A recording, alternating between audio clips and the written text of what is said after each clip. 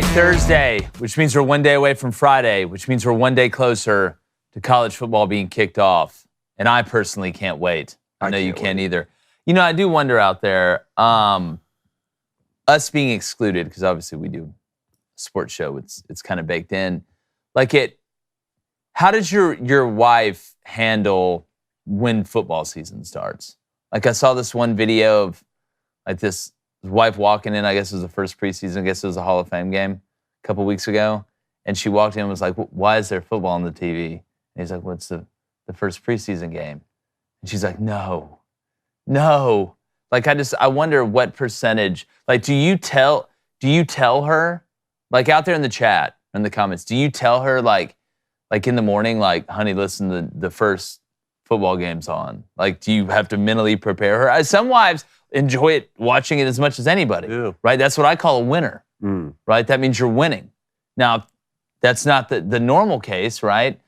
I wonder how different ways people go about it. Yeah, I don't know how my wife feels about it. Well, it's, again, or your girlfriend. Doesn't have to be your wife. I guess I'm or your girlfriend, or yeah. Whatever Blaine does in his spare time, your significant other. How do they take it? I'll answer your question with a little story here. When Darby Lou gave birth to Adam, the week we were on the volume, we launched with Collins Network, she's in labor on week 0 on Saturday and says, could you please turn on the first football game that comes on? Yeah, I mean, that's, again, it's just one of those reinforcing times. Nebraska, Illinois. Yes, like that's love to me. Like, to me, that's love. Like, that's the truest definition. So the first thing I had to tell Adam was, that's not how it's done. Yeah, close your eyes. This doesn't need to be the first thing he sees. We hope we're the first thing you see. Deion Sanders is unhappy with his players not fighting at practice. We're going to talk about that. Aaron Rodgers says his concerns over the Jets' offensive line are pretty low. And we're going to list the top 10 quarterbacks in college football and tell you which division is the best in college football. I'm Jake Crain, and welcome to Crain & Company.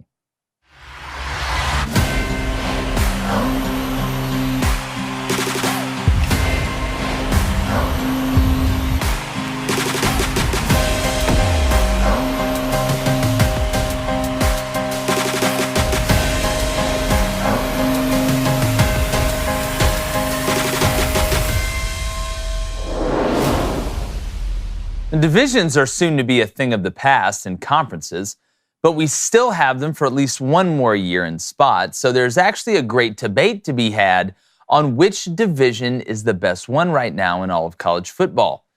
Now, to us, the two frontrunners are the SEC West, which boasts Alabama, LSU, Auburn, Arkansas, Mississippi State, Ole Miss, and Texas A&M. And then, of course, the Big Ten East, which holds Michigan, Ohio State, Penn State, Maryland, Michigan State, Indiana, and Rutgers. Now, to find out which division is the best, I've put together some standards, or what I call the standards of division. Now, let's start with the first identifier, Standard 1, legitimate championship contenders. Now, while division teams within conferences have to play each other, you still must separate each one of them to be able to grade them.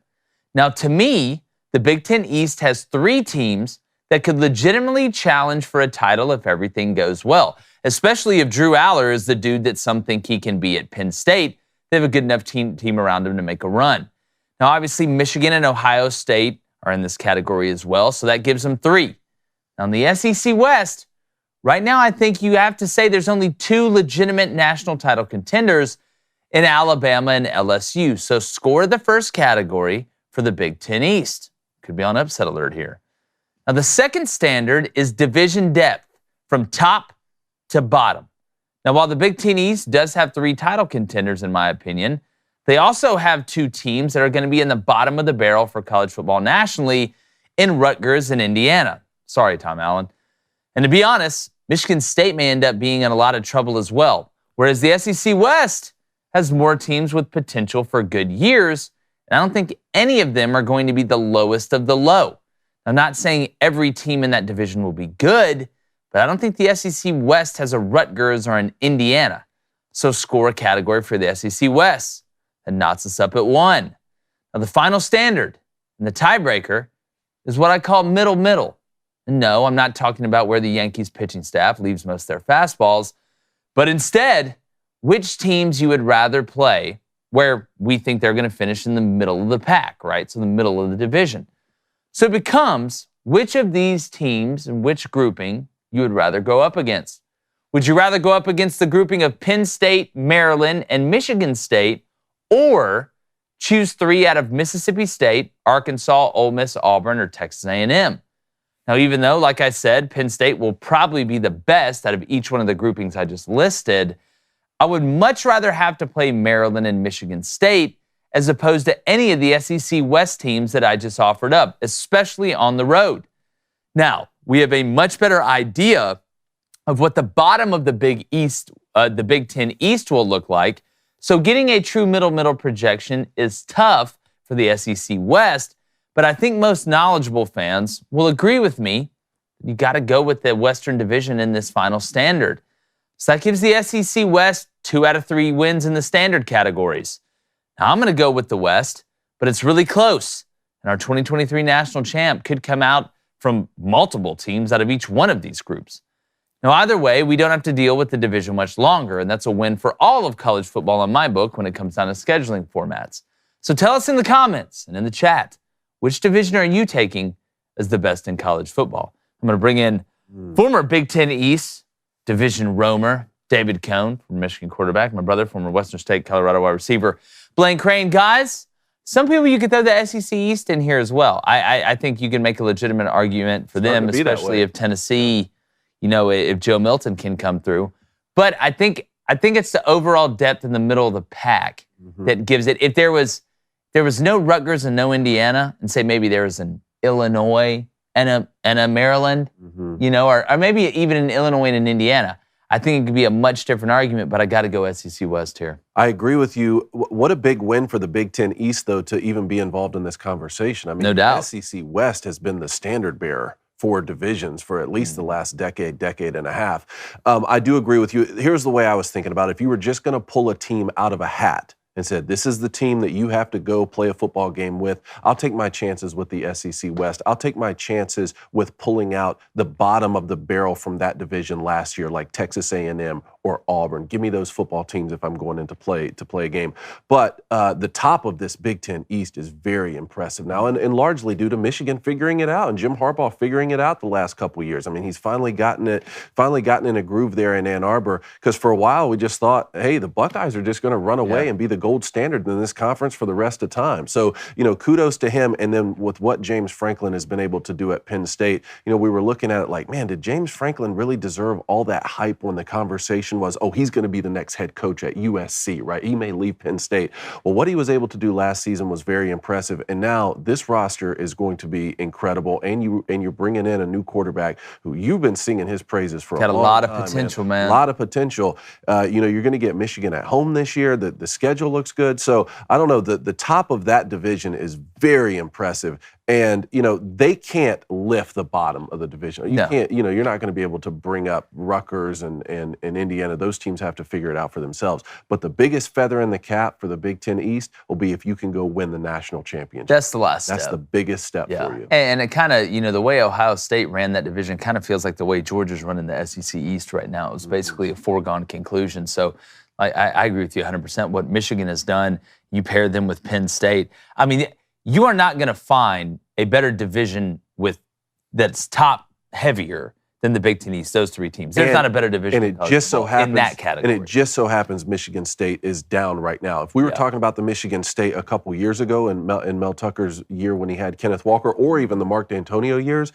with the 3 teams we just talked about, plus a tough Michigan State team, that if they can figure it out and get back to where they've been, that's a heck of a division. Yeah, we're not too far removed from Indiana being relevant, too. Rutgers as well. The Michael Penix Jr. years they had, and you got Loxley at Maryland. So look, they can really figure it out, even though we're going away from divisions. But still, there's good football over there. I mean, it's a real conversation, but I mean, you have to go to the SEC West, right?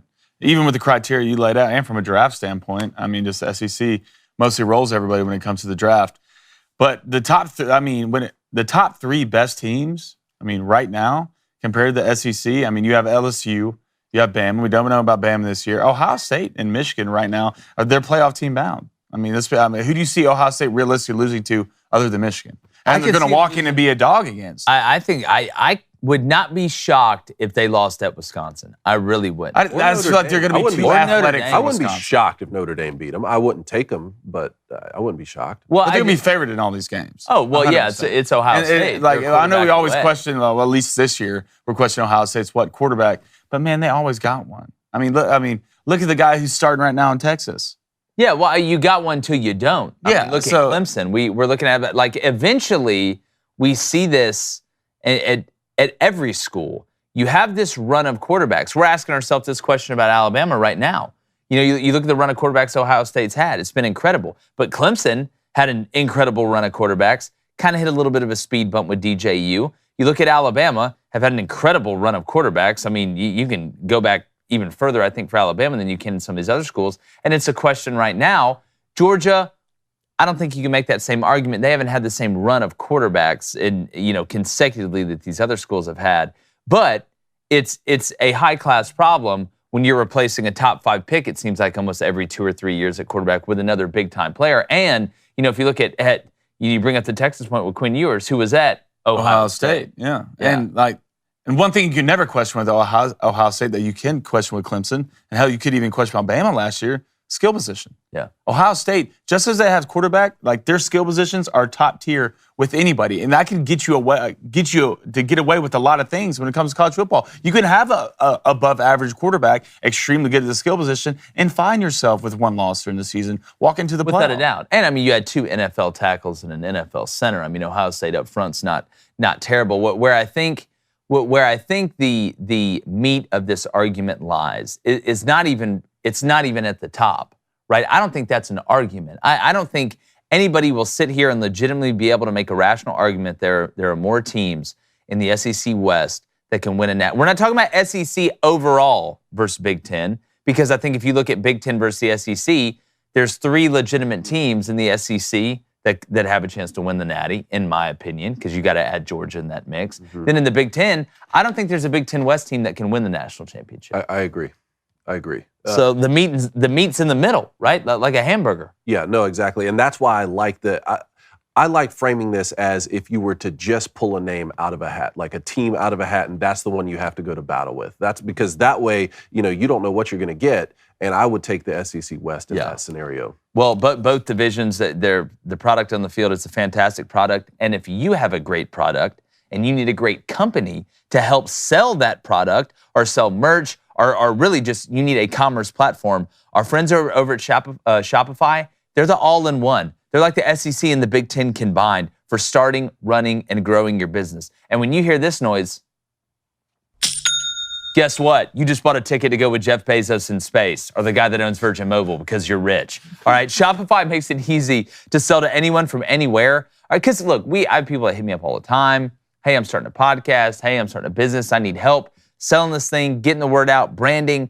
Shopify, I'm telling you, it is the most efficient route. We always say work smarter, not harder. Shopify encapsulates that. You can customize your online store to your brand, helps you discover new customers, build relationships, and create diehard fans. And from a nuts and bolts standpoint, it helps you manage inventory, track payments, view real-time business insights from a single place. It is a dual-threat quarterback in one. It is Michael Vick with Drew Brees. It is Dan Marino with Lamar Jackson. It is the total complete package. Wow. Minus the baggage. Wow. All right, you know me. That's okay? A combo, man. You know me. I'm not just over here gassing up somebody for no reason. So sign up for $1 per month trial at shopify.com/Crain. That's Crain, not spelled like the bird, all lowercase. That's shopify.com/Crain to start selling online today. Shopify.com/Crain. Hit that sound again, David. Okay. Shopify. Together we made it. And we need you guys to go buy some of our merch. It's really, really easy. We're going to throw the link in the chat. Go buy some. We're almost sold out. We got some great new ideas we want to throw in there right around football season, which is now, and I love to say that, 9 days away. Counting down the seconds. We got the board behind us. That's not a doomsday clock. It's the opposite of that. It's an excited day clock. And speaking about excited, you can enter our sweepstakes for a chance to be the 10th and final person in the 2nd annual Daily Wire Fantasy Football League of Champions and extremely unbelievable people and that are also super cool. And you get to be a part of the live draft. You want to know what would be really cool to tell your friends? Hey, man, yeah, I'm already in a fantasy league. Which I can't one? join this year. Which one are you Oh, in? I'm in the one with Ben Shapiro. Yeah, I got Walsh this week. Yeah. Oh man, I'm playing Knowles this week. Or I'm playing Jake this week, or Cone, or David. Okay. And here's how you enter. All right. You have to like and you have to be subscribed to our YouTube channel. All right. And we can check it. Okay. Our scientists are on it. All right. They're in a bunker right now looking at it, scanning on the computers. So you also have to like and comment your fantasy football team name under the video, which is on our YouTube channel, titled Daily Wire Draft Party Year 2. All right, fill out the Google form in the pinned comment. We'll also have a link to the video and rules on all of our socials. It's easy to find. Sweepstakes started yesterday at 9 a.m. Eastern, and it ends this Saturday, okay, at 11:59 p.m. Eastern. So don't miss your chance to go head-to-head each week with your favorite DW hosts. And we all know I'm going to win. So it's going to be fun to enter. It's going to be fun to play. You'll make memories, but you're going to be holding these L's. So let's go to the Booster Club. All right, let's go to Jessup Polk. What's up, Jessup? He says, wouldn't the SEC East be a better competition than the SEC West for the Big Ten East? SEC East has 2 top dogs, but the middle beats it up on itself every year, and it's so hard to tell. Well, you just described the SEC West, but they don't have Vanderbilt. That hurts. Do my dogs have Remember, if you donate, your question gets read. Yeah, let's go to Charles Ossett with a $20 donation. So let's play a new game called Blaine Speaks a Foreign Language. Yes. So great. We had this translated, so there's nothing bad. I guess I can try to say it at least. What's it? What language is it in? I don't even know. Arabic? The hell fun. French? Thought it was Arabic? Blaine, I got to read. Say it. Yeah, you do. Like yeah, this feels way too long. Yeah, you do. Blaine está mule. David esta plaza grande. That's Spanish. Eso es de Charles de na pasa vuela discussions. De voce audience. That sounded like Spanish. Oh. Everything just goes in Spanish. Esta? The romantic, he didn't pronounce it right, but it was That just sounds surprising. that's what the aliens are going to sound like when they land and walk out. That's the language. Really didn't want to do that. Daily Wire Friends with the $5 donation. Hey, David. Don't forget to mention you'll be joining us on Daily Wire Friends tonight at 9 p.m. Oh. Just like Jake did. 9 Yeah. p.m. Daily Wire Trendsetter, Friends. man. I can't wait. I'm stoked. I had a great time. That was a lot of fun. Let's go to Mrs. Kevin. Ohio State always has those trap games. They got to get their head in the game and focused. We can't get wrapped up in what happens at the end of the year. One game at a time. Every Saturday, play your game. I'm sorry, that coffee was just like molten lava. Molten lava. I don't know if molting's a word. Zebo, good job on the coffee, man. That thing is staying hot. They always seem to win those trap games. They said Ohio State? Yeah. Trap games, got to keep it steady. They always You seem got to to keep win it them. steady. There's some traps in there. You got to watch. It's a real Admiral Akbar situation. But look, Ohio State's going to be fine. It's funny. Somebody's like on social media, like, oh, you're such an Ohio State hater. It's like, no, I'm not. I'm not an Ohio State Someone hater. said that to you? Yes, I have a ton of respect for Ohio State. I say great stuff about Ohio State. And then they circled the video. Then they circled the video where we had the clip that we put out where Brando said Ohio State has the softest fan base, and they thought I said it. Man, are we getting? We're guilty by association. Just When guilt by Timmy B comes on association, here man. and says, "To hell with the." Riley, don't think I forgot. I know you're watching. Don't think I forgot. Let's go to Frank. Not Riley Gaines, who I know is watching. Let's go to Frank Minto. He says, is USC defense the biggest fringe player this year? Yeah. Oh, that's a good one. First off, you said Frank? Well done. Oh, Frank Minto. Oh, Frank Frankie. Minto, the fresh maker? I love it. Yes. Well done. I love that. Have I started a thing?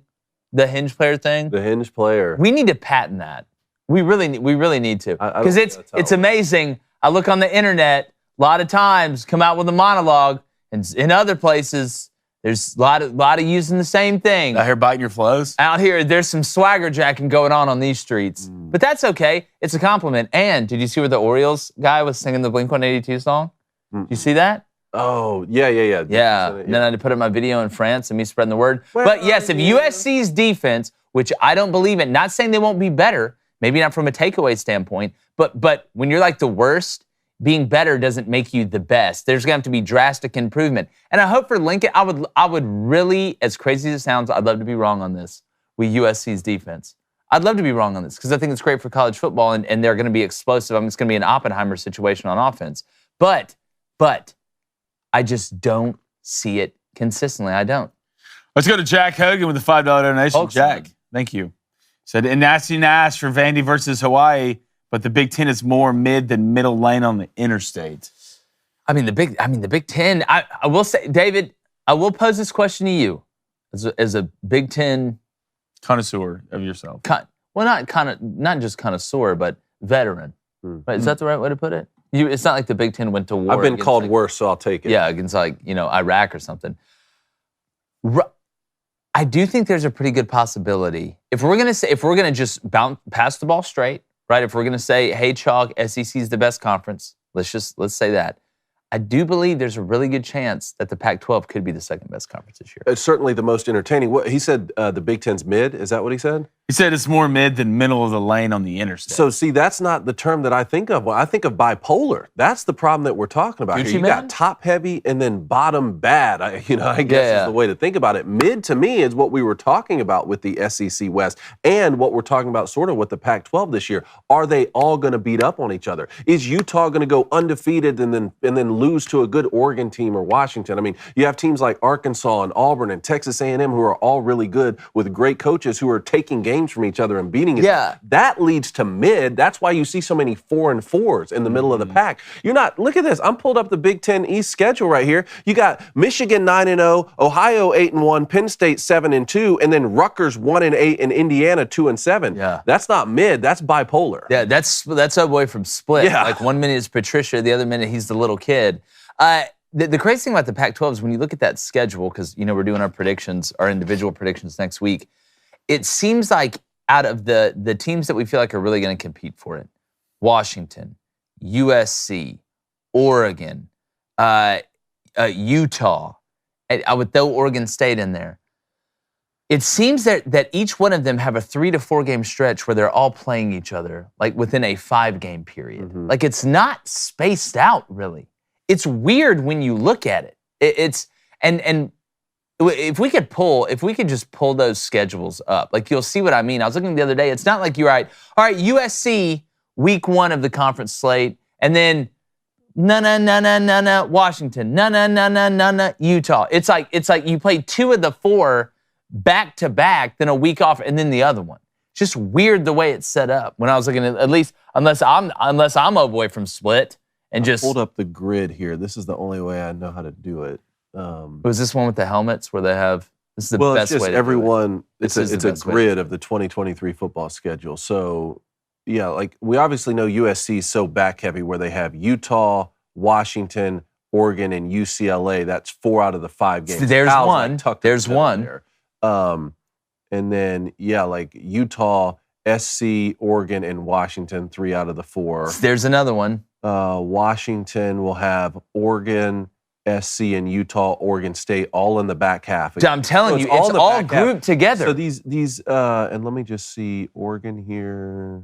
Yeah, again, Utah, SC, and Oregon State are 3 of the last 5 games. So, you could have a lot of these Pac-12 teams start 5-0, 6-0 maybe. And then eat each other at the end. That's the way I think it's going to go, David. I really believe that's the way it's going to go. All right, a couple more from the BC. Go to Leo Malta. It's $5 donation. Leo, thank you, brother. He said, Blaine made a good point. I'll stop you right there. Yeah, it's good. All right, next one. About talent at Wisconsin, how does the air raid work without elite athletes? See, this is the trap. Don't fall for the trap. Just because we have principles and then we have systems, right? A system is like the air raid you saw with Mike Leach at Mississippi State. We're going to throw this thing 65, 70% of the time, pass to run, use the short, intermediate, and check down passing game as our run game. That is the air raid system. Then you have a more balanced type system, right, that Luke Fickell wants to run at Wisconsin that has air raid principles. Air raid is not the system that Phil Longo is going to bring to Wisconsin, but you're going to have air raid principles within it. I'll give you another example. Philip Montgomery going to Auburn. Hugh Freeze is going to run an RPO-style system, but you're going to have the Art Briles wide receiver splits, combinations, spacing ideas as a principle within the passing game of that system. So I am not saying Wisconsin is going to run the air raid. They are not running true air raid, but you're going to have air raid principles built in, which is going to give you kind of a larger spectrum to play calls from, right? The trick is, as a play caller, whether it's offensive or defensively, is how much stuff can I have on the spectrum? How much can I have on the plate? Because that gives me answers for everything, right? and be good at all of it. Some guys, some defenses and offenses they can handle, and you get this a lot with mature sides of the ball. You can handle a lot on the spectrum from one end to the other, and you can be good at multiple things and still have an identity. Some groups can't handle that. Some groups have to be really good at a couple things, and you hope to ride with them. But the more things I'm good at, the more answers I have. This is why I talk about trying to steal practice time from people by doing certain things schematically where you don't have a chance to be able to put in all those things that you want to do from a game planning standpoint, because every coach, regardless of what side of the ball you coach, whatever, if you're the special teams coordinator, it doesn't matter. You want to put in tons of stuff. You want to be, because it gives you answers and adjustments, right? Game plans last typically for about a half. Most of the time, not even a half, right? Because you adjust, there's adjustments that go on. You go in with, it's like playing chess. You go in with an idea of, I want to do this. If it goes perfect, I want it to go like this. But the other side is not going to do everything you want them to do. Football is like life. It's a game of adjustments. Not only that, the best coaches make the best adjustments to the adjustments. That's why halftime is so important. If you could be in those rooms at halftime with the coaches before you go talk to the players, it's typically somewhat pandemonium because you have so much going on. The offense gets together, defense gets together, special teams guy has to get with the head coach and figure that out. And then you're adjusting to what you're seeing. That's why it's so important that the flow of information during the game is on point, so then you can adjust. That's what the game's about. It's about adjustments. I'll give you a personal anecdote here. My first 2 years at Michigan, we ran a quintessential pro-style offense, which is why I went there. Rich Rodriguez comes in and tries to immediately run an RPO spread system. With pro-style personnel. With pro-style personnel, and they didn't have the ability to install an offense that we were capable of running that would also win games, which is why we won 3 games that year and snapped a 35 bowl streak. I don't think you're going to see the same thing at Wisconsin this year for a few reasons that you mentioned with Phil Longo's ability to still sort of, find a common balance, but also because the head man is Luke Fickell, who comes from the defensive side of the ball. First of all, he's not going to allow just a complete change in offense out of nowhere. And 2, he's a Big Ten guy already. I mean, remember, he's the guy who filled in for Urban Meyer with the Buckeyes in the 2011 or 12 season, something like that, whenever Urban Meyer was done there, or maybe even before he got there. But either way, he's a Big Ten guy, so he understands what kind of offense you need to run when it comes to November and there's snow on the ground. Yeah.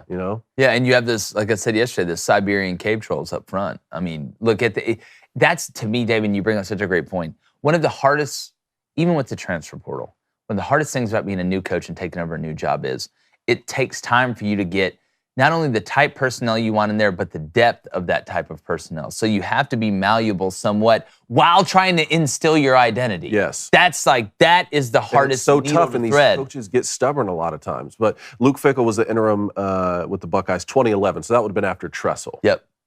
After Jimmy T went out.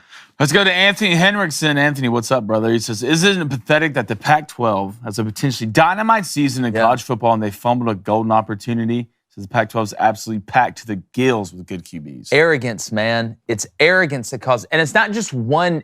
I go on these shows sometimes, they're like, what was the decision that buried the Pac-12? It's multiple decisions. Mm-hmm. It's like, what screws up an economy? It's not just one decision. It's multiple bad decisions over time. Typically, it's a lot of little things that lead up to one bad thing. I think that's where the Pac-12 is. And to me, that drives the dagger in deeper. That you're going to have possibly your best year, your deepest year, your most quality year. The last year, you're going to be a legitimate league. And that's just what it is right now. Yeah. I don't care if you mix with the Mountain West. Right? I don't care. If I'm Mike Carrasco in the AAC, I'm not touching it. That's right. I saw somebody talking about, Memphis, and man, no, hell no. No. And I think Mike Carrasco needs to be a Power 5 commissioner. But we're going to get back to the Booster Club. Remember, hit that subscribe button. We're almost to 100,000. We're under 4,000 subs away from being at 100,000. College football kicks off August 26th. And if you want to have a chance to be part of that fantasy draft and have a fantasy team with the DW hosts, you have to be subscribed. So let's get to that 100,000 before kickoff. Let's get to NFL. which is more likely, David? it. This is a segment we really, really enjoy Yes. and you're really, really weirdly good at. Okay, I love it. NFL, what's more likely, boys? First one, the Jets win the Super Bowl. Now, keep in mind, Aaron Rodgers came out yesterday and said his concerns over the offensive line are pretty low. Not worried. Okay, that should give you a ton of confidence. Yeah. Relax, guys. All right, so what's more likely? Jets win the Super Bowl or Stetson Bennett starts one game for the Rams this year? Ooh, well, considering Matt Stafford's injury history, and you know me, I'm a big Jets guy this year. And if they get late in the season, maybe they tank, and they're trying to get top pick. It's amazing. As a guy that's scared to death of heights, I'm big on Jets right now. Jets haven't won the Super Bowl since '69, Joe Namath. Yeah, man, it was a great year. We landed on the moon. Even though Richard Todd was their best quarterback ever. He was, of course. Good save there, David. First off, Aaron Rodgers, I don't think you're going to come out and be like, I always laugh. Like, what else is he going to say? He does. He dogs the group sometimes, though. The wide receivers. He said they need to play better. When has he ever dogged the O-line? Find me a quarterback that has ever dogged his O-line, really during the season or in the preseason. It doesn't happen, right? That'd be like looking at your security team and being like, y'all suck. Like, you don't do that. Like, no quarterback's ever going to do that. So, he's playing the card. You have to. I'm going to go Stetson Bennett. I think he's the true number 2. And Matt Stafford, injury history, right? Is getting older. I'm going to go Stetson starts. He looks like he belongs, man. Look, Brett Rippin. I'm sorry, what did we get the superstar from Will Ferrell? He's got a new dance move. It's called the Move On With Your Life. Move right along. Yeah, I'm going Stetson How Bennett. about you? Jets? Gosh. Stetson did look good in his first preseason game. I can give him that. All right, he did look like he belonged. But I'm going to go Jets for the Super Bowl. There you go. Jets for the Super Bowl. That's more likely to be. I feel like, are you picking them to win the Super Bowl right now, or are you saying it's more likely? It's not time for our predictions right now. That'll come out in a later Thought maybe you were making some news. But I think Jets, God, their defense is so good. Aaron Rodgers, your receiver core is good. You're bringing Breece Hall back, who legitimately could have been one of the rookies of the year if he didn't get hurt. I mean, we'll see between Stetson and Brett, who comes out in the second position. Stetson Brett? Stetson Brett. Nice. Cruz. Stetquavius. Super Cruz. Yeah, Stetquavius, sorry. Number 2, what's more likely? Ryan Tannehill leads the Titans to the AFC Championship game. Other option. Or Tom Brady returns this season. No, Tom Brady returns this season 100%. 100%. There's no way. There's no way. There's no way. You just sit around. I can just see David at home, like sitting around, like in that board, like it's always sunny in Philadelphia with like the strings connected to make this. I'm going to say, let's see, that the AFC Championship. Yep. Is that what you said? Mm-hmm. Man, hell no. Give me Tom Brady return. Wow. Give me Tom Brady. Tom can just wake up one day. Like, come on back, go. Come back. Even with D-Hop. And listen, I know Ryan Tannehill's a good guy, right? But I don't believe in him, man. It's the snuffleupagus to me. Yeah, you play quarterback in college. What's he doing? You play receiver in college. Well, it's not even that. It's that for me. It's not even that. I've watched him throw. And sometimes Ryan Tannehill will make throws. I'm like, oh, wow. Right now, David, here. Let me, not a which. No, I don't like you putting. No. Who would you rather have right now? Mm-hmm. Like, let's say for the next 3 to 5 years. Mm-hmm. Ryan Tannehill, Anthony Richardson.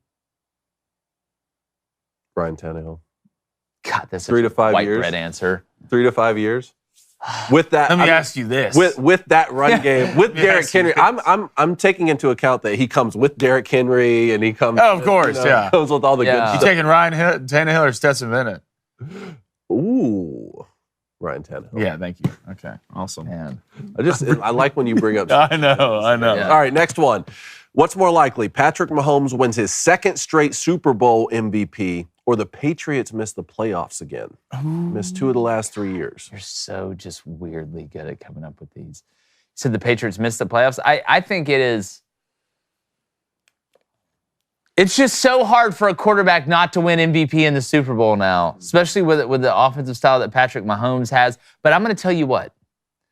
I don't think the Chiefs make the Super Bowl this year. Okay. So I'm going to go Patriots missing the playoff. Okay, well, like we just talked about the Jets, they're in the Patriots division.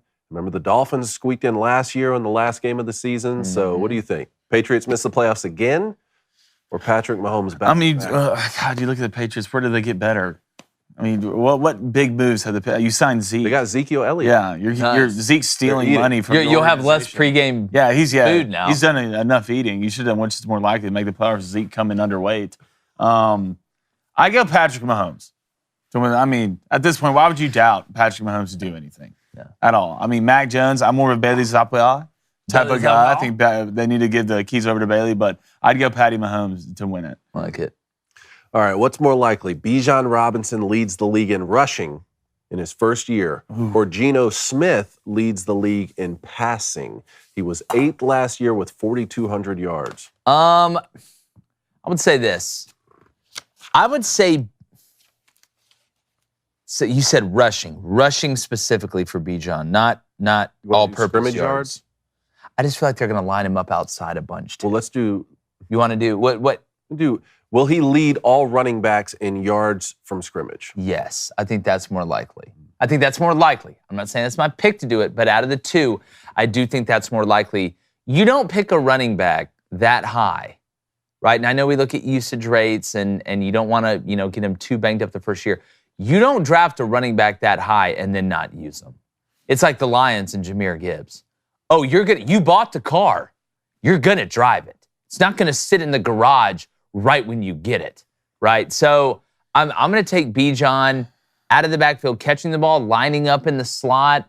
I think they're going to do some wildcat stuff with him at the goal line. I think he has a chance to be as special as what they think. I think this is the anomaly. This is the fly in the ointment of the don't take the running back early in the NFL draft. I think he's that special because I think calling him a running back is disrespectful.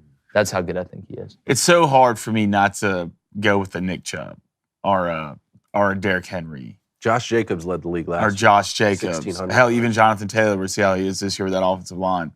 Bijan's a special guy, but I could see Geno leading the league again. The way the Seahawks throw the ball, when you added another piece in Jackson Smith and Jigba.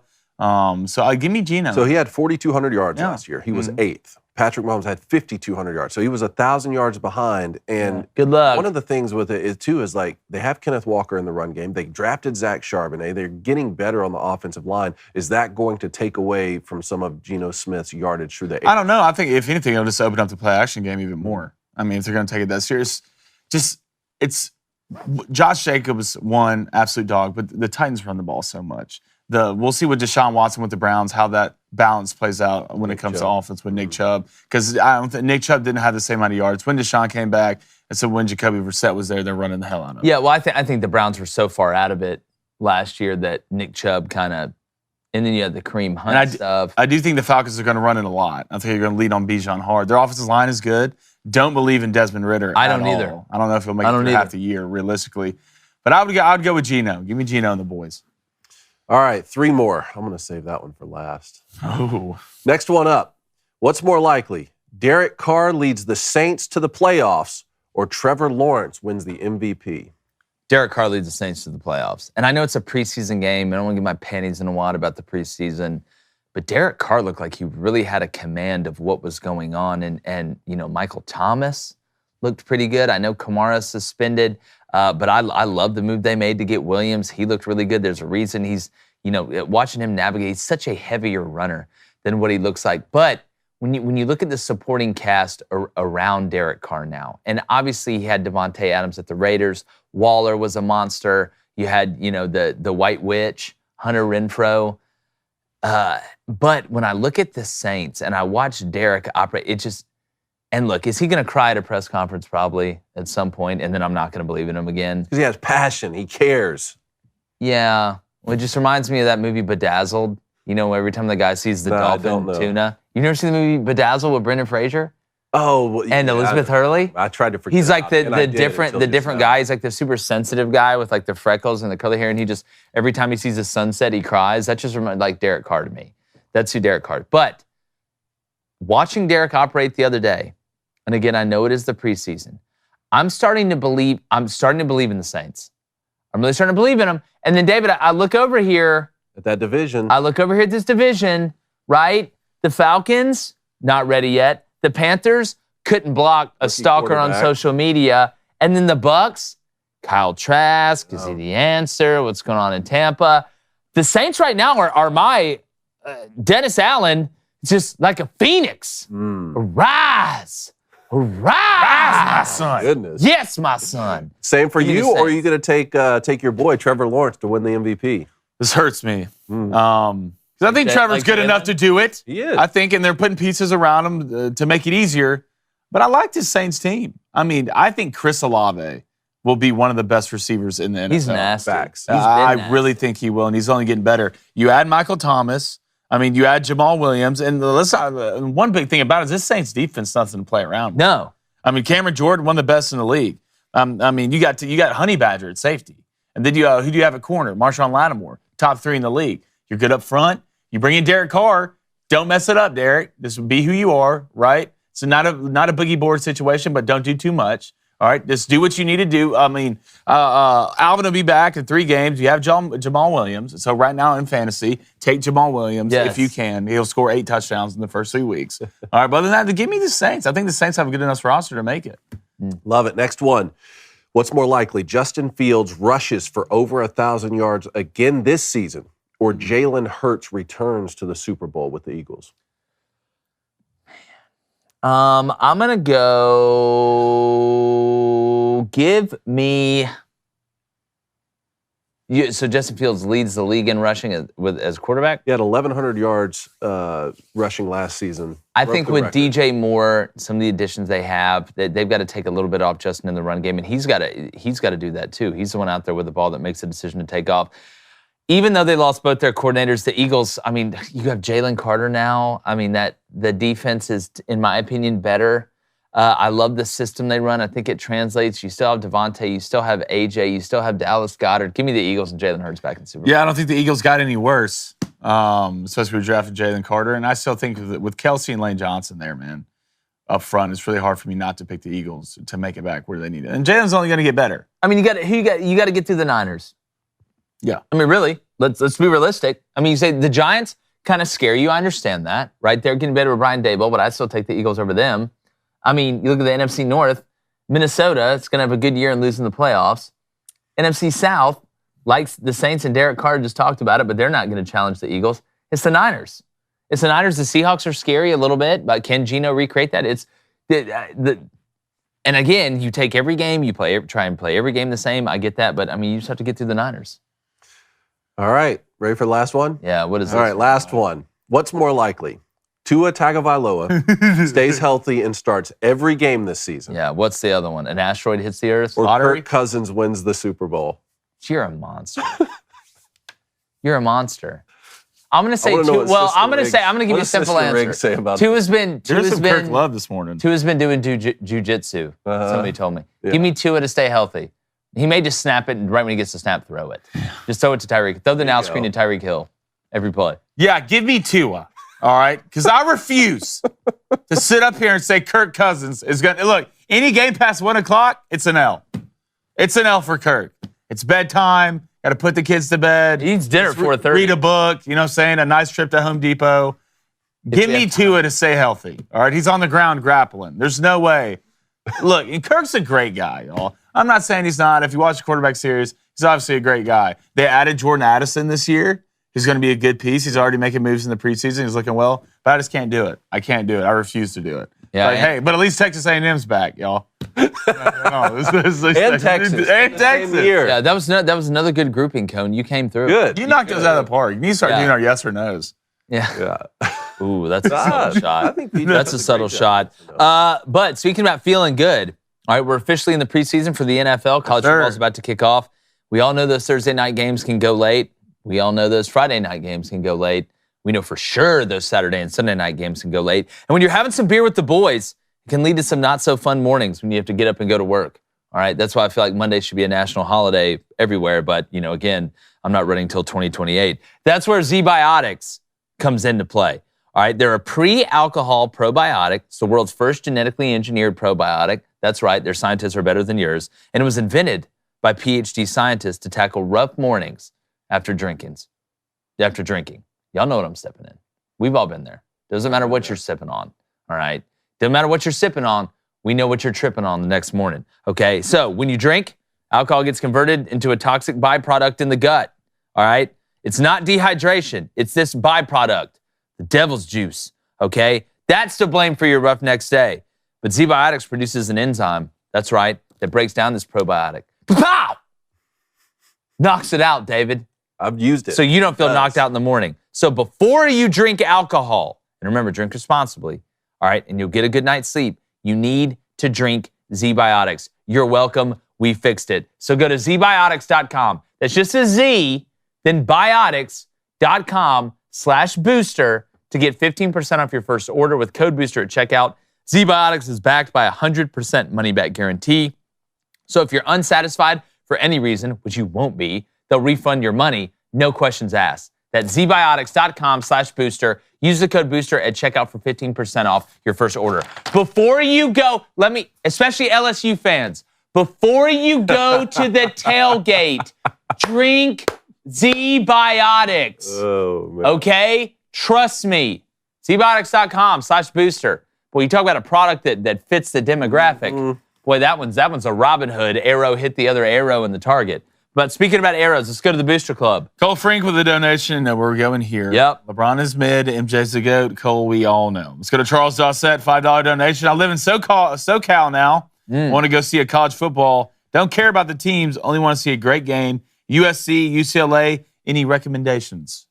Yeah, man, I'd go watch them check one play out. each other. Yeah, I'd anytime you get a chance to go to the Coliseum, I'd go see it, especially with Caleb Williams and those guys offensively this year. I know Rose USC's got some huge home games. Do they play Notre Dame at home? No, they play at Notre Dame. They play at Notre Dame? Pulling it up now. Well, I mean, they're going to have, you they got get Utah at home. Yeah, that's the one I'd go see. They get Washington at home. I'd go watch the Utah game because they're going to be out for blood in that one after what Utah's done to them the past USC, 2 times. Utah in LA, October 21st. Utah's been like, Utah for USC has been like the guy that's dating the girl that you want to date, like the last guy that, you're just waiting for them to break up, but then they never do, and then they get married. So USC's friend zone. USC's friend zoned by Utah. Oh no. Wait. USC is friend zoned by the playoff because of Utah. Utah's the guy. Plot thickens. The college football playoff is the girl that is friend zoning USC. Milkman. He'll keep trying. The milkman. He'll keep trying. No, it's not the milkman. You know about No, it's not the milkman. USC's trying to be the milkman. Oh, okay. You know about Belo. Yeah, one day he break cage. Break that Man, cage. It's cyclical. I just don't think it's this year is when he's Break that breaking playoff. cage. I think Texas breaks the cage this All year. right, let's go to Justin Decker. We talking upper or lower? $5 donation. What's more likely, Alabama wins the Natty or Auburn has 2,000 yards? Oh, it's a movement. It's a movement. I think with the RPO system, there's so many times where you can pull it, and they're going to make Auburn prove they can throw it. I'm going to go Alabama winning the Natties more likely. Even though I'm hearing some great things about Damari Alston coming out of camp. A lot of it is because the offensive line's a lot better. It's the best thing Hugh Freeze has done at Auburn. You said for Auburn to have 2,000-yard rushers? 2 dose. Give me Alabama. Yeah. I didn't know you Smart man. speak Spanish. Did you not hear me earlier? That was French. French is just a European version of Spanish. Come on, dude. Okay. Let's go to Malcolm Martin, $5 donation. What's up, Malcolm? What's more likely, Texas A&M to make the playoffs or Middle Tennessee to upset Alabama? Middle Tennessee did beat Miami to sleep last year, but Bama isn't Miami right now. I'll get A&M to make the playoffs more Take likely. Texas A&M too. Don't clip that out of context. Remember the question that was asked. Yeah. Clip it out. No, don't do that. Let's go to Pants to My Tits. There he All right. is. He loves reading that name. I live in Louisiana. I've never been to a college football game. What game should I go to this year? What? He lives in Louisiana. He's never been to a college football game. I don't believe it. What game should he go to this year? God, who's LSU? I'd say LSU Auburn. LSU Is that LSU's biggest? what's LSU gets LSU's Auburn biggest at home. game? LSU gets Arkansas at home. LSU gets Florida at home. I'd go the LSU Florida game. That's what I'd LSU They got the Texas neutral- A&M at home too. Well, unless some of these are neutral site that aren't labeled, but I think the only one neutral site is Florida State. I would say, yeah, I would say I would go to the LSU Florida game just because it's probably going to be a lot of fun because LSU's, not that they're not going to beat Texas A&M because they're 13 flavors of pissed about what happened last year, but there's this weird LSU-Florida rivalry dynamic. Especially when it's in Baton Yeah, it's just like Rouge. two kind of neighbors that hate each other that, one lives down the end of the cul-de-sac. You live right in the front. Y'all should really have no relationship unless you work together or there was something outside the neighborhood. But it's just something about the way he puts his trash can out. He's always walking around on the phone with that Bluetooth speaker just screaming in the driveway. What if Florida's just Florida's having a terrible season, right? They can't figure it out, but they go into Baton Rouge and figure out a way to get that upset. I just don't believe in Graham Mertz like that. That would be like a season-defining win. Let's go to Brandon Mullins. He says, Tua stays healthy, has a breakout season, takes the Fins to the bowl to play against his former teammate, Jalen Hurts. Look, it's the NFL. Miami's good enough around him to be able to do it. It's just, I just don't believe Tua can stay healthy enough. And again, when I'm sitting here and I look at the AFC, the Bills and the Jets in the same division with you, there's a chance Miami could go to the Super Bowl. There's a chance Miami could miss a playoff. Like that's how big the spectrum is for them. All right, Jake, if you're running in 2028, what would your campaign slogan be? Win the water cooler. Cone, if you're running, what was yours be, Dave? Get off my lawn. Yeah. Get off America's lawn. It'd probably be a Bill Gluckman situation, to be honest. Let's go to Texas Ed. What is more likely, UTSA to beat Tennessee or Texas to make the national championship game? God, where is that UTSA game? Is that Tennessee, I'm guessing? I would believe so. I would say Texas to make the national championship game. Is that what he said? To make the natty. I would say Texas. I'm telling you. And I've been saying this. UTSA. I've been saying this for months. And we're going to do our predictions next week. I'm not one of these guys that looks back. No. Trends are for fashion. Like it's cyclical. Texas has a good enough team this year. Sark's got to put it together. I get that. But he's got the personnel to do it. This is the most physical defense I think that they've had, especially if Catalan can stay healthy in the back end. I love what they have up front. They return I know they lost Bijan and Rashad. Both are really, really good players. Bijan, I think, can be generational. But Texas has enough. If Quinn's got to stay healthy, all right? But every team's quarterback needs to stay healthy for them to operate at maximum efficiency. All right, one more. Let's go to Tyler Beal. What's up, Tyler? He says, I think you give Sam Hartman too much credit and not enough to the slow mesh at Wake Forest. He struggles to see the coverage underneath and threw a lot of picks at important spots. That's interesting. Sam Hartman's got a little bit of that, and that's a great segue to the top 10 quarterbacks in college football we're about to get in. He's got a little bit of that Cam Rising in him, where he turns it over in really bad times. That's something that Cam's, the Dark Knight struggled with. But I think it is a mixture. You have to give equal credit to what Dave Clawson and them do at Wake Forest with that slow mesh, which is nothing but an RPO. That's what it is. But Sam Hartman did make some big-time throws in big-time situations as well as turn it over. And it's hit or miss. But Sam Hartman, to me, can make every throw. He's pretty cerebral. And I think with not that Wake Forest has had talent outside. Just go watch, speaking of the Saints, go watch A.T. Perry for the Saints right now. They're talking about him struggling to make the team. If that guy's struggling to make the team, Saints may win the whole damn thing. But I think with Wake Forest, you have to give an equal amount of credit to Sam Hartman's ability to conduct that style of offense. That is imagine if it was just a job that you did, right? If you had to do an RPO style job, right? You have to be a salesman and the accountant. You have to be you have to be a dual threat in what you do and operate at a high level, right? You got to be able to do multiple things well. I think we got to give Sam Hartman credit for that, and the run game and the physicality and the defense that he's going to have this year. They had to score to win. Let's not beat around the bush. For Wake Forest to win against top-level teams, they had to outscore them. That's just the truth. Now at Notre Dame, it's almost like Aaron Rodgers, and I'm not saying Sam Hartman is Aaron Rodgers, but it's almost like the same methodology of Aaron Rodgers going to the Jets. I don't have to do it all by myself anymore, which makes me not have to panic as much, which, you know what? Now I might throw that ball away. Now I might have to realize I don't have to go out here and throw for 450 yards for us to win. That takes a lot of pressure off somebody. So I think that I get what you're saying. And I don't think you're wrong in pointing out the deficiencies of Sam Hartman, right? Every quarterback has some deficiencies. But I do think this is a better fit for him. He is right. Sam Hartman threw 12 interceptions last year, 14 the year before. But like you're talking about with that slow mesh RPO system, think about it. You're getting the ball out of your hand late a lot of times because the run-pass option mesh is so slow. I think Sam Hartman may benefit even more from a pro-style offense. I think he will. 38 touchdowns, 12 picks. Yeah.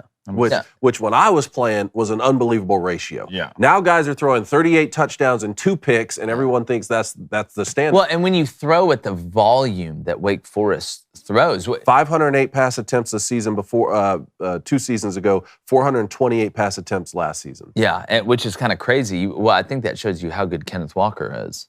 Because, I mean, they had more pass attempts the first year because they were using him as a decoy because everybody was just loading up against the run. Last year, he threw the ball less. As contradictory as that sounds, when you have a big-time running back, they have to put more people in the box. Therefore, you're open wider in the RPO system. You actually throw it more when you have a really good back as opposed to Well, so Kenneth Walker, when was he? 2 years ago, right? He was at Michigan. He was a rookie last year. So 3 years ago, he was at Wake. So he would have been, his last year at Wake would have been 2020. That's right. That's 100% correct. Okay, we got to get into this quarterbacks list. I want to see. Let's do it. Top 10 quarterbacks in college football. 10 college football quarterbacks. We all did individual ones. Okay. We did. And you know what? I'll go first this time. Throw up my list of the top 10 quarterbacks in college football. First 2, I think we may all have the exact same ones here. I got Caleb Williams 1, shocker. Drake May 2, and then it gets a little interesting. I got Jordan Travis 3. Okay, now when I'm looking at quarterbacks, I always put the best dual threat guys up there first, in my opinion, because you can do more, right? If I got a car that looks good and goes fast, I think that's more valuable than a car that looks good and I can't drive as fast, or vice versa. I got a really fast car that looks terrible. I'm not bringing that thing in front of a chick. I don't care how fast it goes. This isn't Tokyo Drift. All right, so give me Jordan Travis at 3. I think Jordan Travis, I think he's an NFL wide receiver, believe it or not, as crazy as it is, but I'm talking about college quarterbacks. Give me Bo Nix at 4. Bo Nix is a dual threat guy. Yeah. Runs a lot better than what people thought. Hell, I had to watch him at Auburn run for his life for 3 years. They couldn't block him Swiss cheese up front. Their best offensive lineman was a pilot. Number 5, KJ Jefferson. Dude didn't get enough love. You put KJ Jefferson on Florida State. You put KJ Jefferson at one of these, not saying Arkansas isn't a prime place, but they don't have the roster right now that some of these other top dogs do. You put KJ Jefferson on with that Texas roster, it's a problem. It's a legit problem. So give me KJ Jefferson number 5. 6, Jaden Daniels, right? What do all these guys have in common? Because Caleb Williams and Drake May are dual threat to me too. They just happen to be the 2 best throwers, and they throw off platform better than anybody on here. Caleb's definitely dual threat.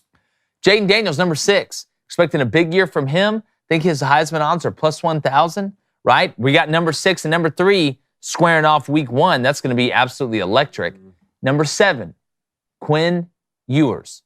Now, this is the first guy that's not technically a dual threat guy on here, in my opinion. Not that he's just goofy as hell, but Quinn, to me, I think is such a next-level thrower, right? And we saw the way when he cooks, he can really cook, and I like the roster around him. You have to understand that when I make this list, I do put the roster and how good they're going to be up front. I take this into the equation because I'm looking at production. That's how I rate you. I rate you on production, not just hype. 8, Michael Penix Jr. I'm expecting a big year from him. He's got a huge arm. I think Joe Milton's got the best arm in college football. I don't think Michael Penix Jr. is that far behind him when we're looking at who can really spin it. This guy can absolutely sling it. 9, Sam Hartman. Now, if Sam Hartman was at Wake Forest, I wouldn't have him on this list. But he's not. He's at Notre Dame. I think he's going to be a lot better on defense. I think he's going to have more weapons around him on offense. Then number 10, Will Rodgers. I went back and forth with Spencer Rattler and Will Rodgers here. And here's why I didn't have Spencer Rattler on. I got to go on Spurs Up show today. So I'm sure I'm going to hear about this. Get some hell for that. All right. I don't have Spencer Rattler on this list because I don't think South Carolina is good enough up front to have a legitimate run game and protect him. To me, it's not. If this was draft order, where would I draft these quarterbacks? Spencer Rattler would be on this list. But that is not what this list is asking. This is a production list. And I have Will Rodgers number 10 because I think the system at Mississippi State, and you know we love Mike Leach here, but I think this system will fit him better because it's more balanced. I think they were very predictable the last couple of years. That's why you saw teams just drop 8, keep everything in front of them. I think Will Rodgers with a system that is a legitimate threat to run the ball, that is going to be somewhat more even run to pass, I think it'll be better for Will Rodgers. I think they'll hit more explosive plays down the field because they won't get as much drop 8, rush 3, keep everything in front. So I got Will Rodgers number 10. I love it. You want to go next? Good list. Yeah, pull up my list. Pull up the winning list. Somewhat similar in what we have. First two, I'm not even going to go with the first two. Yep. We all know. I'm putting Bo Nix at 3. Focused. I mean, we're talking about production. I mean, the kid had 30 touchdowns, 7 picks, almost 4,000 yards. He's coming back for his 40th year in college football. Yep. Dan Lanning, they're only going to get better. I believe in Bo. I think he'll be a Heisman finalist at the end of the day. And give me Quinn.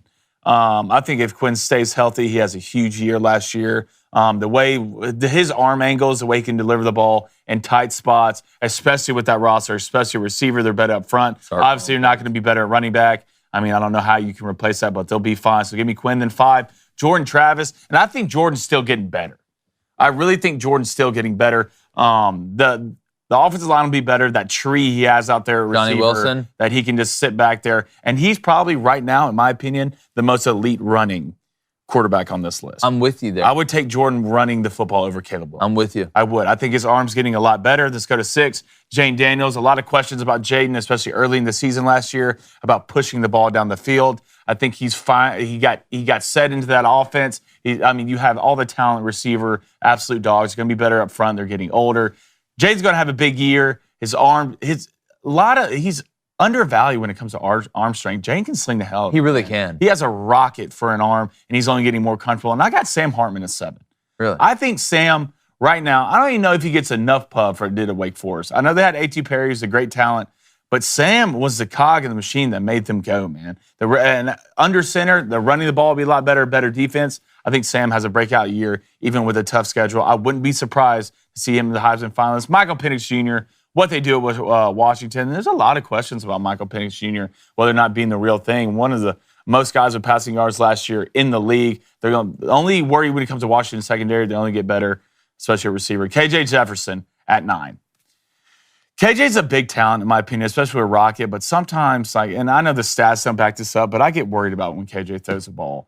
He tries to fit in some windows, man, that I question, especially with his age. He's a big talent draft-wise. I'd have him higher on this list just as big. He can run the ball, and we're seeing more guys in the league being able to run the ball. And 10, Will Rodgers. We'll see with the system this year. But from an arm talent and progression standpoint and breaking down defenses, Will's one of the best in the league. You can give kudos to that with Mike Leach and what he's taught him. But I'm just interested to see what Will does this year walk into a new system. I love this list. I want to throw a few comps up here, David, before we get to yours. Caleb Williams, I don't know if we'll ever see another Patrick Mahomes, but I think Caleb Williams has some similarities in the way he kind of has that Jack Sparrow running. Mm-hmm. You know, it's Drake May to me is almost a Justin Herbert clone. That's what I see when I see Drake. Maybe more athletic. Drake's what, 6'3"? Somewhere around there? I know Justin, he may be a little taller than that, maybe 6'. Because Herbert's 6'4". Herbert's 6'5", like 6'6", isn't he? Well, he may be 6'4". No. Drake is 6'4". Drake is 6'4". I'm telling you, I see Justin Herbert a lot when I watch him. When I see KJ Jefferson, tell me the difference in KJ Jefferson coming out of college and Josh Allen coming out of college. That's who I see. Josh isn't the most accurate passer of all time. They have Allen and who? KJ Jefferson. I mean, I would say Josh was a better thrower. Is he? Was he though? Intermediate game. Yeah. I don't know. I think so. I don't know. I still think Josh struggles in the intermediate game throwing. I think that's one of the biggest reasons. Look at last year. I don't think he's struggling in the intermediate game. He just struggled in the red zone. No, which is the intermediate game. Well, Josh Allen clearly has taken a step. Yes, in the NFL. I'm talking about in college. Do you think KJ Jefferson will take that same step? That's the biggest question. What is the ceiling of KJ Jefferson throwing the ball? But style of play? I mean, you watch the tape, and I mean, it's unbelievably similar. Like, there's a lot of similarities with KJ Jefferson and Josh Allen, to me. And I'll give you another one. Jaden Daniels and Geno Smith a little bit. I like that one. Watch the way they deliver the ball. Because I don't think Geno gets enough credit for the touch that he has. Like the nuance and the feel that Geno has. Jaden's got a lot of feel. Jaden, big arm blade, I agree with you. But He does. James got a lot of feel. And you'd get confused by that watching early last year because he wouldn't push the ball enough. Wouldn't push it, was afraid to throw the ball. He got more comfortable. Well, what did everybody say about him coming over from Arizona State? Oh, he turns the ball over. Yeah. Oh, he turns the ball over. He's lazy with the ball. It's that stuff. I mean, David, you played the position, man. Like, you try not to hear that stuff, but you hear that stuff. For sure. Bring up my list. Obviously, the top two have to stay the same. I mean, Caleb Williams, the reigning Heisman Trophy winner, and then this kid, Drake May, is just truly special. And I think you're going to see that's the right order, too. That is. I know some people have tried to put Drake May at the number one spot, but I just don't think you can do it with Caleb Williams' playmaking ability. And I think that's how they'll go in the draft, too. And I think you're going to see both those guys put their teams on their shoulders this season and really will them to a lot of victory. So after that, it just comes down to order. I have Michael Penix Jr. next. I don't think he'll get drafted as high or maybe even be as great of a pro as some of the guys behind him on this list, but a huge arm. I loved what he did at Indiana that season before he got hurt. Obviously, my buddy Nick Sheridan's the tight end coach out there at Washington, and Michael Penix Jr. can really just sling the ball around the yard. 4,600 passing yards last year with a 65% completion percentage. More than 30 touchdowns. Incredible. I think he's going to have another great year. Bo Nix in the Pac-12 as well. I mean, his ability to make plays, I think he's been settled since leaving Auburn. I hated to see him leave Auburn because he's an Auburn guy and is like in that family. But, with everything that was going on with Brian Harsin, I think you've seen him be settled there at Oregon, and he's going to continue to make plays. Maybe be a Heisman candidate this year. He's having fun. Focused, having fun. Quinn Ewers at 5. I feel a little bit uncomfortable putting Quinn Ewers above some of these guys behind him because the sample size is so much smaller. But what I have seen of him, everything seems to check out from everything that I've heard about him. The real deal from a talent perspective. We're not going to have to wait that long to find out because he's going to go into Tuscaloosa week 2, and I can't wait. Jaden Daniels at 6 for LSU. We sat down with him at SEC Media Days. Great vibes, man. And he's played a lot of football. I mean, think about it. He played a lot at Arizona State before he transferred in from LSU, and they're the reigning SEC West Division winner. So let's see if they can repeat that. Jordan Travis, I have him a little bit lower than you guys, but the playmaking ability is clearly there and can just, just take off at any point in time, at any point in the game, and we're going to get to see 6 and 7 face off week 1 here, which is going to be exciting. Sam Hartman at 8. I agree with the Booster Club comment that the interceptions are a bit high, but a part of that could be because of the slow mesh RPO system of having to hold the ball longer in that run-pass option. I think Sam Hartman's the type of guy who could benefit a lot from a pro-style offense, and I think that with that run-first mentality that Marcus Freeman's going to have at Notre Dame, that could also benefit him. I have Will Rodgers at number 9. This is an area where I was thinking about putting KJ Jefferson, but Will Rodgers is about to break Aaron Murray's SEC all-time passing yards record. And it's hard for me to keep a guy like that off of the top 10 list. When you look at throwing for 4,700 yards 2 seasons ago with 36 touchdowns and a 74% completion percentage, and then last year 3,900 yards, 68% completion percentage, and 35 TDs, all while throwing single-digit interceptions. Is that because he was a beneficiary of Mike Leach's air raid system? Still got to make the throws, though. You still got to be out there hitting guys in the chest with the football. Over 70% completion, 68% completion. That's not easy. 4,700 yards, 74% completion percentage, 36 TDs, and 9 interceptions. That was 2 seasons ago. That is insane. I can't keep a guy like that off of the top 10 list, which means my last spot, I was really struggling here who I was going to put last. I put Frank Harris from UTSA, and it may be criticized, but there are 5 guys that returned to college football this season who were in the top 10 in yardage a season ago and in the top 10 in QBR. Those 5 guys: Caleb Williams, Drake May, Bo Nix, Michael Penix Jr., and Frank Harris from UTSA, and won the conference back-to-back years. I would say the 2 best rushers on that list are Frank Harris and Jordan Travis, running the ball.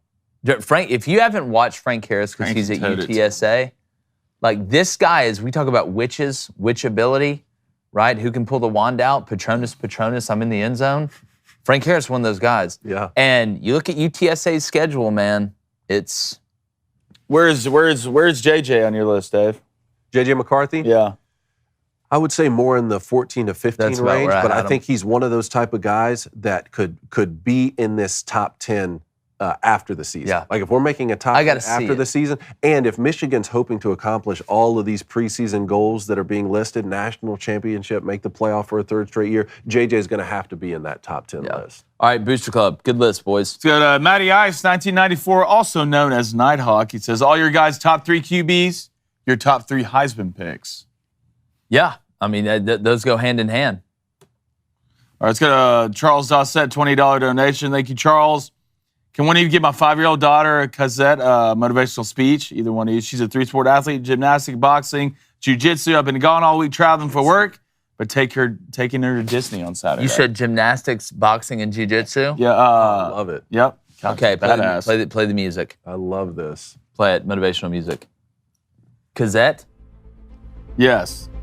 Cassette, I want you to listen up to me. I've got something important I need to say to you. Very rarely can a person be able to do a double backflip, somersault into a room, punch somebody in the face, and then grapple them to the ground, then backflip, cartwheel their way out. You can do that. You need to keep fighting in a good way. The good fight. Your pops, Charles D, Chucky D as we call him in the streets, he knows what's up. Listen to him. Trust him. Believe in him. Because I sure as heck know that I do. Anyway, we here at Crain Company, we believe in you. I'm not just saying that. This isn't some joke. This isn't some fake motivational speech with, intense music behind it. This is real. It is real. Like the country. Believe. It's real. Love it. It is real. Love it. All right, let's go to Justin Decker. He says, KJ and Jamarcus Russell are identical. Yeah, but I don't think, Jamarcus, I think, was a better thrower. I mean, Jamarcus Russell was throwing the ball like 80 yards on his knee. Yeah, but like Jamarcus had like nuance too, though. That's what I think separated Jamarcus was he could get on a knee and throw it 100 yards, like Joe Milton, but he could throw the split in there. He had some tat. All right, let's go to Aaron. He says, it's crazy to see how many of these QBs transferred at some point. I know. 1, 3, 4, 6, 7, 8, and 9. It's a new world, man. That's the new era, yep. All right, let's go to Stephen Moore, the man who's always right. Yes. All right, he says, would Ohio State have a better year of Quinn Ewers if he stayed, or is his reality with Texas? I mean, would Ohio State be in a better situation? Yeah, Ohio State would be. Now that if Quinn is what we think he is, and what David talked about, he showed flashes last year, even though it's a smaller sample size, then yes, there would be no quarterback battle at Ohio State right now. All right, let's go to Chris Walton. What's up, Chris? He says, Carson Beck will be statistically better than half these QBs on all 3 lists. Unproven maybe, but Bobo coached Murray in his biggest season, and Beck is a better thrower and overall athlete. Well, we got to see with Carson Beck. You said the word unproven. I'm not putting an unproven guy on this list. Mm-hmm. Now, he's got great personnel around him. He definitely good. Talk about a boogie board situation. Let's go to Alan Cruz. Where's Jalen Milroe on this list? I don't think. Where's Jalen at, guys? Yeah, I don't think Jalen's going to win the job at Bama just because the system doesn't fit him. I think Ty Simpson's going to win that job, man. From what I'm hearing. From week 1, right out of the gate? I think week 1. Let's go to Texas Ed. Start bench cut. Frank Harris, Michael Pratt, or Curtis Rourke at Ohio. Ooh. Curtis Rourke's brother had a hell of a play the other day. I'm going to start Frank Harris. I will too. I'm going to bench Michael Pratt, and I'm going to cut Rourke because he's not his brother. I like that order. Also, it's worth mentioning Austin Reed at Western Kentucky. I had him top 15. 4,700 yards last season. They're going to put up some goofy number. You want a team to take? You want a dog to take in a couple games each weekend? Look for Western Kentucky, or at least take the over. All right, let's go to Anthony. He says, imagine getting Graham Mertz from the transfer portal. It's like getting a Christmas sweater from Mrs. Weasley.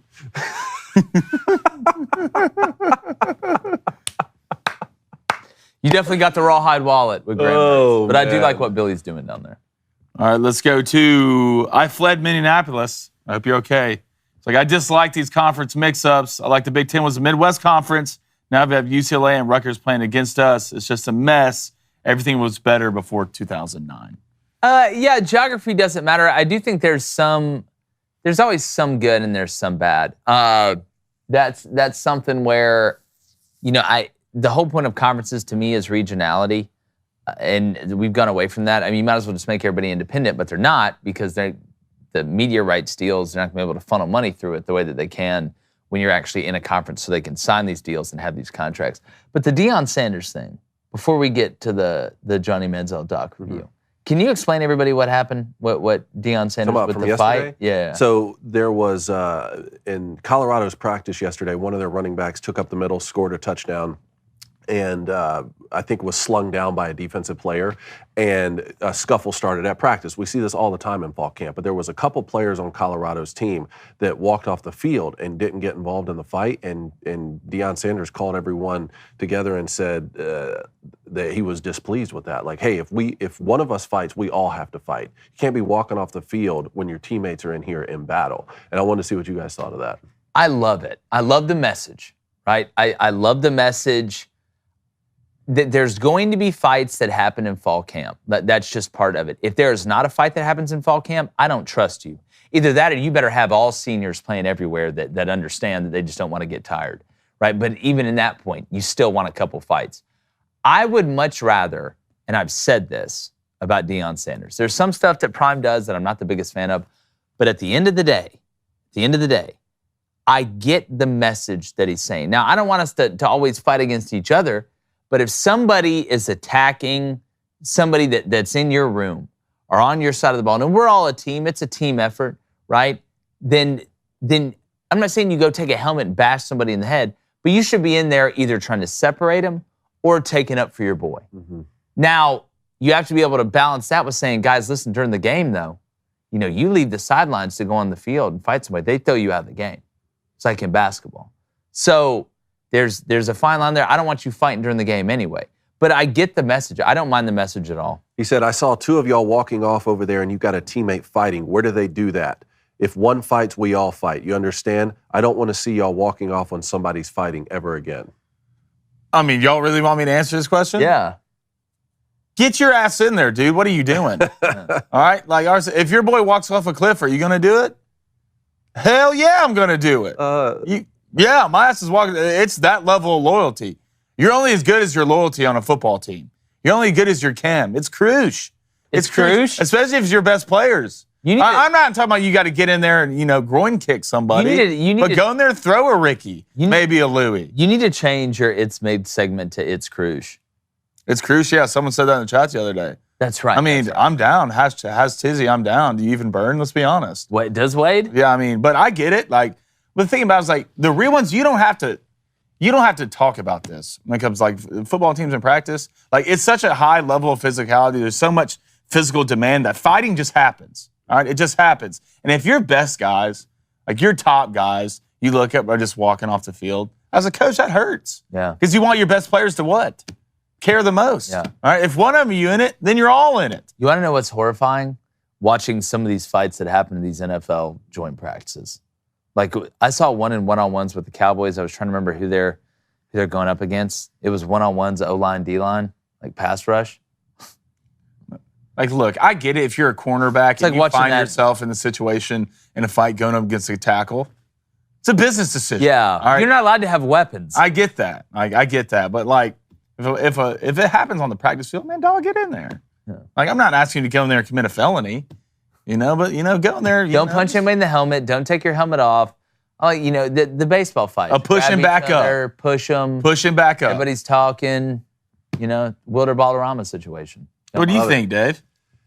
Look, I like telling guys to not be walking off the field when stuff is happening, but I think you had the best approach for it. Say, hey, there's a difference between fall camp. This stuff, you want guys to be competitive in fall camp. You're trying to build a football team, but also understand in the heat of the moment in a game, this is what's going to happen. You could cost us in a crucial situation, for sure. Right? The first instinct shouldn't be to go fight. The first instinct should be to support your teammates. And in this particular scenario in fall camp, that's the way you can do it, is to go in there and get physical or pull someone back. I want that 15-yard penalty on them during the game. Sure, exactly. Oh, yeah, become a soccer player. Yeah. Yeah. Let's get to our Johnny Football review. Yeah. The documentary on Netflix. We've all watched it. What are your guys' thoughts? I mean, surprise, on, dog. You didn't watch any film. You had it all. Like, here's what I think about. And people, and I said this and on social, and some people were like, well, if he wasn't like that, then he may not have been Johnny Football. Well, I think his talent was God-given. I think God gave him that. Where I hurt is, do you know how many guys that love the game, that respect the game, would kill for an ounce of the talent that Johnny Manziel had? an ounce of it. And that's the part where I look at and say, you know, for the 99.999% of guys out there that would have treated the game the right way, that would have given back to the game what the game gave them, and not saying everybody's perfect, nobody's perfect, but you know, the bipolar thing, that sucks, man. Mm-hmm. Like that, the mental health thing, that's serious. That's a legitimate thing. But you don't watch any film. That was the part that got me the most. That I can get over. You had a drug habit. Mm-hmm.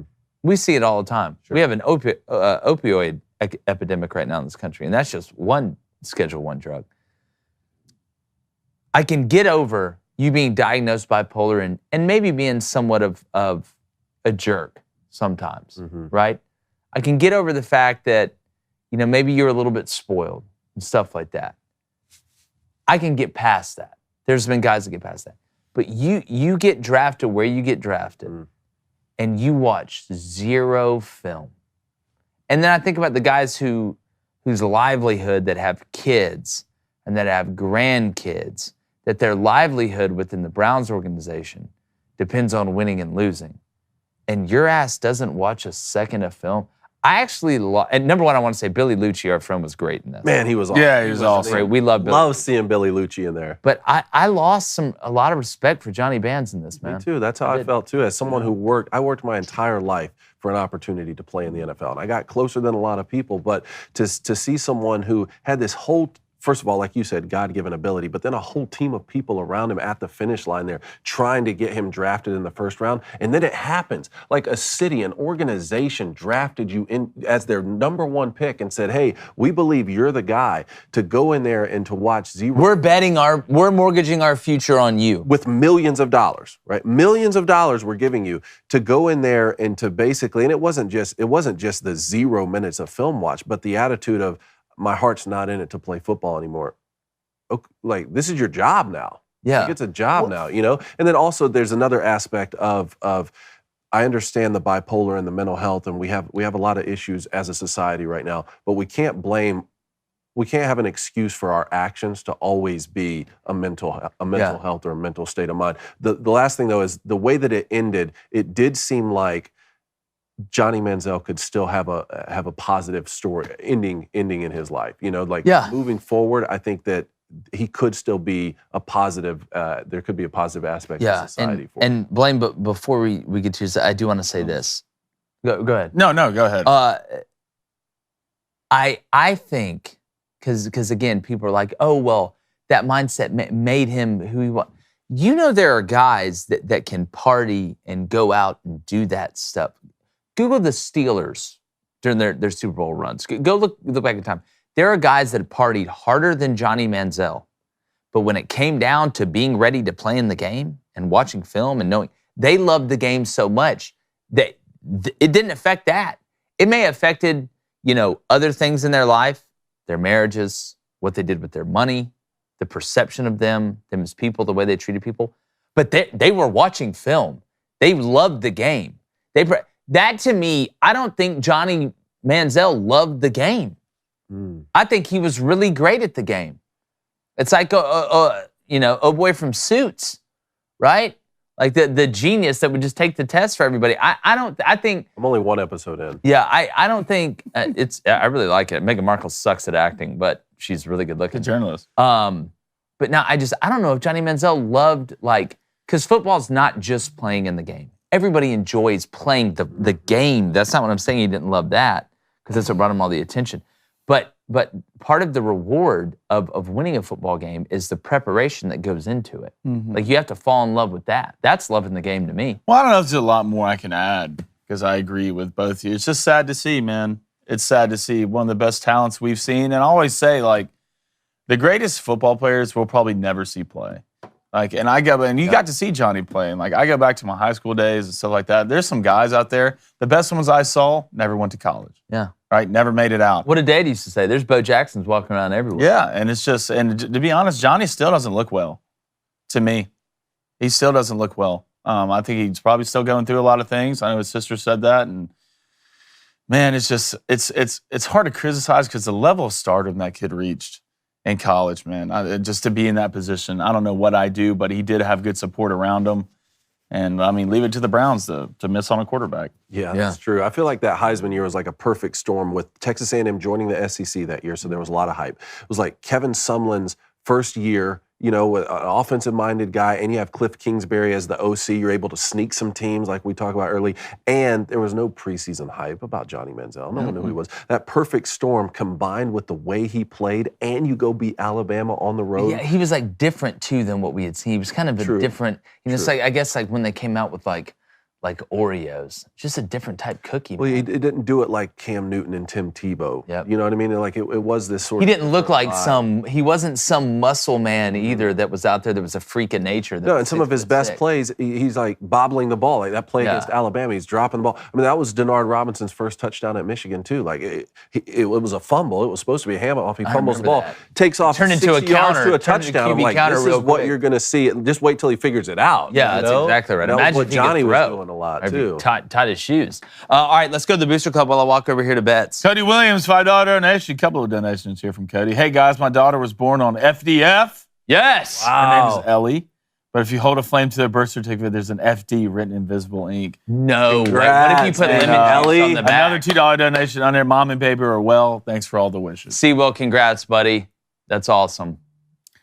All right, let's go to Travis Elrod. He wants to know, as a coach, how long do you let a fight at practice go before you break it up? Well, number one, a lot of that depends on who's fighting. If my starting quarterback even moves towards a fight, the fight is over. Everybody's now in timeout, and you're going to pay the price after practice. You know, the minute you want to let it go for a second, but the minute somebody swings at a helmet or takes a helmet off, or it becomes just, you know, like one of those soccer gang wars where it's just like two groups just run in, or like old school medieval, you know, like, like you run into each other, like bang, like the 7 armies fighting each other from Lord of the Rings, whatever it is. Then I mean, it just depends on your team and who's fighting. Like there's no like script. It's not the fight you want to see. That's why you break them up early. It's the competitiveness to start the fight, right. you know, and engage. Let's go to Heartbroken Hog. He says, Johnny Football cared like MJ or Kobe. He did about being great. He would have NFL MVPs already. Yeah, well, if you have that mindset. Well, put Peyton Manning's mindset into him. You have a Hall of Famer. I love it. Let's go to Texas Ed. Where do they find Cliff Kingsbury in Thailand to film this interview? Is he still over there?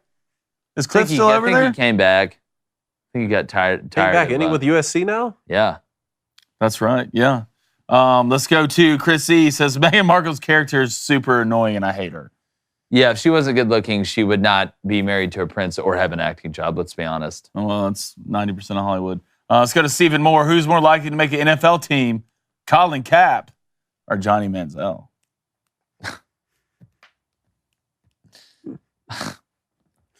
Colin Kaepernick? Yeah, Colin. They'll bring him back at some I point. can't believe you made me say that. Hey, man, I just read the questions over here. Let's go to Matty Ice, 1994, also known as Nighthawk. He says, T.O. took the ultimate L, got catfish, especially lost the Heisman because of that, and lost a championship game. What's worse, him or Johnny Manziel's story? You said T.O.? You mean the Notre Dame guy, linebacker. Manti Te'o? Yeah. Manti Te'o's story's worse. Yeah. I mean, Johnny Manziel's story is a tale as old as time. We've seen all these guys, you know, just have so much success that they use drugs or they kind of fall off the map at some point. The Manti Te'o story, I still can't believe it. Dog, you got Caspered. Like I hate it. The unfriendly ghost. I hate it because it just seemed like a great kid. I mean, that's just the worst, man. Like it still makes me uncomfortable to think about it. But all right, let's get to bets. All right, boys. +7 units as a group right now. The Booster Club's almost at +40 units this month. Stealing. Just good God, that's impressive. So we got football today. I'm gonna bet it. Love Even that. though baseball's been going pretty good. Shout out to Verlander and the Astros yesterday. God, that 7th inning was huge. But tonight, Eagles, Browns. Eagles going to play Mariota in the first half, it looks like. So I'm going to go Eagles first half, money line, -140. Then I'm going to go the first half total between the Eagles and Browns over 18.5. Let's just 14-10, boys. Yeah. 14-10. Let's get a turnover for a touchdown, maybe a special teams touchdown. Let's just keep fighting. Keep fighting. All right, give me the Diamondbacks plus 1.5, parlayed with Cleveland plus 2 runs, and that's plus 102. And then I want the Dodgers and Brewers, Nerfy, no runs in the first inning, minus 115. I love that. Give me the D-backs and Pods, Nerfy. The game's over-under is at 8.5, and it's a dog bet in the first inning, so I'm going to take that. And give me the Eagles, money line, minus 190. From top to bottom, they have a better roster. Yeah, Ace, he's going to go Eagles money line at minus 190. Bet Bud there was playing. He's going to go Mets Cardinals over 10.5 at minus 105. Love to see it. All right, poll. What is the hardest conference in football? Big 12? Pac-12? Big 10? SEC? Go ahead, Dave. You start this SEC, 91%. Wow. I'm gonna say SEC 84%. Big 12, 3%. Pac-12, 4%. Big 10, 12%. SEC, 82%. God, I nailed it yesterday. A little bias all right there. My over bad, it. guys. Not the best poll today. I knew who was going to win it. I want to see how much they'd win it by. Yeah, that's What's they usually say about the SEC? Margins matter. Yeah. Margins matter. And speaking of margins, we're almost to 100,000. Make sure you subscribe. We appreciate you guys. Tomorrow is Flaming Dragon Friday. Have a hell of a show for you today. Again, let us know, which division do you think is the best in college football? And like the chances of Johnny Manziel starting in the NFL again, we're going. God.